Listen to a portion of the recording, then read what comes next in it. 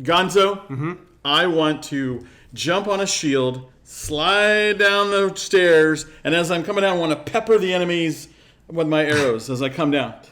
Okay, you want to do all that, and as a dungeon master, I'm supposed to figure out how to make that happen. Yeah, I want to do that. I'm doing that. All right. Well, I think that's a good idea, and this clip may show them, an example of that you may have borrowed it from. Yeah. Okay, got it. Yeah, sure, borrowed.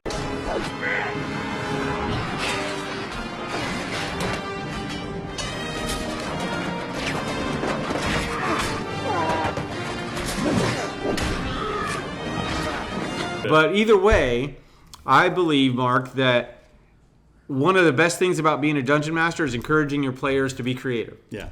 To be more than just, I attack with my +2 sword. Oh. And then what do you do next turn? Yeah. I pull out my +1 bow and I shoot him. Very what good. do you do next turn? I attack with my +2 sword again.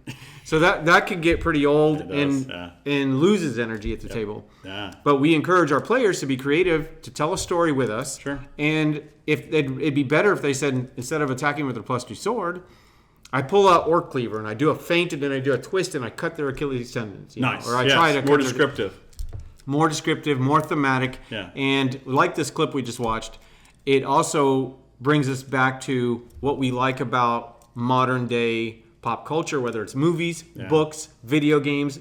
It's over the top. Yeah. And we're asking our players, go ahead and be over the top. But as a dungeon master, that can be hard to adjudicate all this stuff. So that's what we wanted to talk about, I think. Yeah, I know a lot of times I've had dungeon masters ask me, what do I do if I'm afraid they're going to ask me something really crazy. What do I roll for that? And this is kind of those things I think that they hit where they're like, and you don't really know. But relax, just we have an idea. All right. What do we do? Let's look at each situation in itself. So let's look at the one you just mentioned, the one we just watched a clip of. Okay. The Legolas clip. Right. So he jumps on his shield and he slides down on the shield. Okay. While he's doing that, now we know he's a high level archer, but while he's doing that, he's shooting a couple. Yeah, you are. Yeah.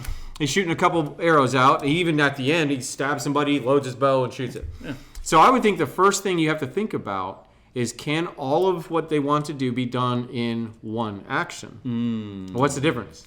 Yeah, so it can't be done in 6 seconds. Is the action? It can be more.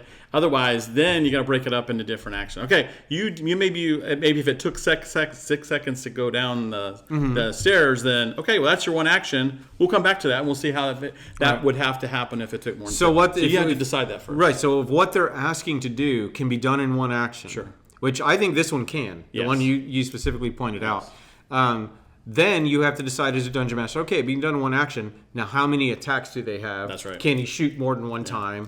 Right. A high-level archer like Legolas could probably have 3 attacks by that point, and he's plus 25, so you have to roll a negative something on your dice. So it depends on what dice you have. But, that's right. But one of the things I like about that idea is that you're going to ask, as a dungeon master, okay, let's look at what you're trying to do. First, you're wanting to slide down a shield. Yes.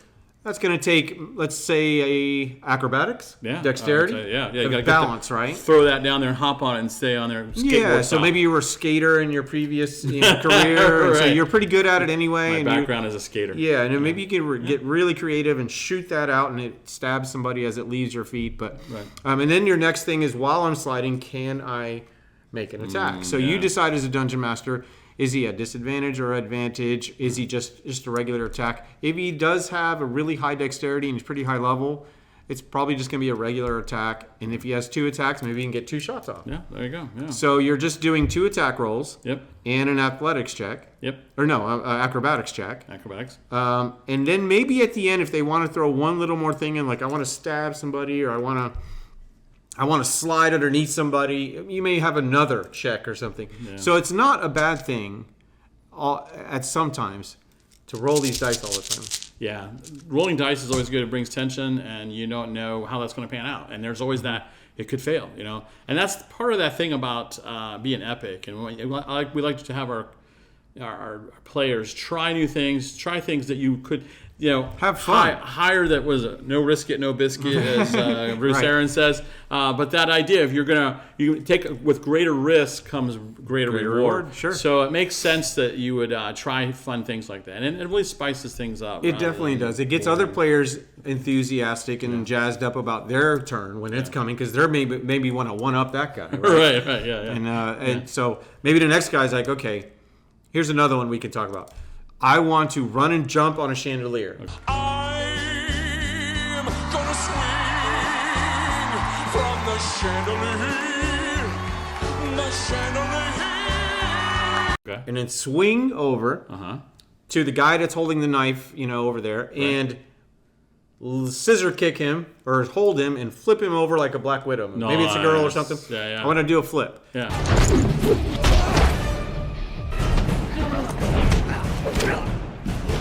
Now, probably wouldn't work if it's a halfling trying to flip a stone giant. Yeah, that probably not work. So as a dungeon master, you have to think, Big time well, okay, disadvantage. Yeah. logistically, is this, again, can it fit in one action? Yeah. 6 seconds, I think it would. Sure. And then 2, can they physically do that? Can they flip something? If the person's really big and it's a halfling, it probably isn't going to work. Yeah. But what role would you do when they try to do the scissor move? I know the first one would be acrobatics again. Yeah. Dexterity. They want to catch a chandelier and swing down. Right. And then they get to the grappling area where they want to catch them with their legs and do a twist and flip them over. Yeah, so maybe like a strength, an opposing strength kind of thing. Opposing, Because okay. obviously if someone's going to try to grab your head and try to flip you, you're probably going to try to resist that maybe. So it makes sense that there would be some kind of opposing role like a strength or something like that. Yeah, I like that. I don't remember what movie I watched recently. It may have been The Black Widow, but I remember them doing that and it not working because literally the person was too big. And someone tried to, flip them and they just kind of grabbed her and threw her down or whatever. So I do think opposing strength checks, that'd be a lot of fun. It's like, okay, you're going to roll strength, add your bonus, and so are they. Right. And we'll see if you can flip them or if you're just kind of stuck with your legs right there, ready for him to do something to you. What are you trying to do? What are you doing? Yeah. What are you doing? Yeah. No. So that's another, I mean, again, it's not thinking too hard. It's more just like, well, what skill does that fit under? And we're going to, other videos, I know we're going to talk about investigation and some of these persuasion, some of these other epic moves you can do that aren't physical related, but still just as cool. But it's thinking about what skill can it be done in one action, and do they have enough attacks to carry out everything they're trying to do? And if not, like you said, they could break it up. You could get to one point and say, okay, we're going to wait and see, and on your next move, you're going to be able to do that. Also, I was thinking this doesn't leave teammates out. Sometimes there's a simple thing that someone can do called the help action. Sure. Maybe we know that the chandelier is too high. Yeah. And the guy next to you says, well, I want to put my hands out, and I'm going to use my strength to help them flip and get on that chandelier so they can make this move. Yeah. The help action, then your players may be rolling with advantage. Yeah. 2 20-sided die, take the highest roll. Yeah. Again, really good stuff. But the bottom line is you're using your dice, which we all have way too many of. You're being creative. No such thing. That's true. You're having fun at the table. Maybe at the end of the day, that's what we're talking about, is just having a lot of fun at the table by telling a really cool story and being as creative as you can. Now, it can get overboard. Like we talked about before, you may say, well, I want to swim up the waterfall. Yeah. It can be where it breaks the laws of physics and nature and everything else. In a fantasy world, we do have laws of physics. That's true, yeah. But, again, that's your job as a dungeon master. Figure out what works. And I would always generally, like they say, the rule of cool, I would try to rule in their behalf. Yeah. Find a way to make it work within their skill sets, within how their player is created. Right. And find which skill would work for them. Now, sometimes, wizard may want to do something. I'm going to hold the gate open while my players are underneath, and I'm going to dodge the arrows that are shooting it. That may not work for his strength check. Right. It may not be a good idea, but if they want to try, they can try. Yeah, and almost actually too, I was thinking about any one of those roles you could fail, but sometimes the best stories are the ones where it didn't go well. That's true. Legolas goes down there and then it eats it, and then flies into the all those orcs and stuff. Yeah. So that that's actually. It makes for a great story. You're right, Mark. So, that's great. The chandelier breaks. They roll a 1. The chandelier actually breaks and they fall down. But it flipped the table. The table actually hit the guy. Like you can still have fun with it no matter what happens. Absolutely. So don't be afraid as a dungeon master to let the rule of cool win and to adjudicate in a way that helps the players to be more epic and have more fun. And with that, Class dismissed. Finally, Dungeon Class has come back to YouTube. No, that's not how we're going to We never left. It's just we do less videos. But